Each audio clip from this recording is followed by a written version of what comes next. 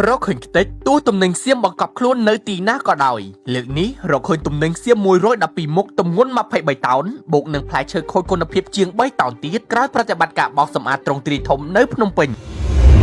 មុខទំនិញនាំចូលពីប្រទេសថៃចំនួន112មុខស្មើនឹង 23,245.05 គីឡូក្រាមបូករួមជាមួយនឹងផ្លែឈើខូចគុណភាពចំនួន204កេសស្មើនឹង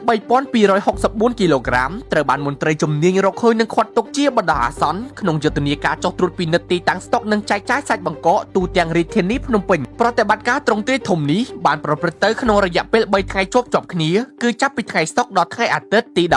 13 14ខែមិថុនាឆ្នាំ2026ដោយសាខាកបបរាជធានីភ្នំពេញបានសហការជាមួយសមត្ថកិច្ចចម្រុះស្ថាប័នពាក់ព័ន្ធនិងអាជ្ញាធរខណ្ឌចំនួន8រួមមានខណ្ឌទួលគោកមានជ័យសានសុកពោធិ៍សែនជ័យច្បារអំពៅព្រែកភ្នៅដង្កោនិងខណ្ឌកំពូលក្រុមការងារបានចុះត្រួតពិនិត្យដិតដល់លើទីតាំងស្តុកនិងចែកចាយសាច់បង្កកព្រមទាំងផលិតផលផ្សេងទៀតសរុបចំនួន31ទីតាំងដោយផ្ដោតសំខាន់លើការស្វែងរកសារធាតុគីមីហាមឃាត់ដែលប៉ះពាល់ដល់សុខភាពការពិនិត្យអនុលោមភាពបច្ចេកទេសលើផលិតផលទំនិញជាលទ្ធផលបន្ថែមលើការដកហូតទំនិញខុសច្បាប់និងខូចគុណភាពខាងលើមន្ត្រីជំនាញក៏សម្រេចខាត់ទុកបណ្ដោះអាសន្ននៅផលិតផលទំនិញមួយចំនួនទៀតដើម្បីបន្តអនុវត្តនីតិវិធីតាមផ្លូវច្បាប់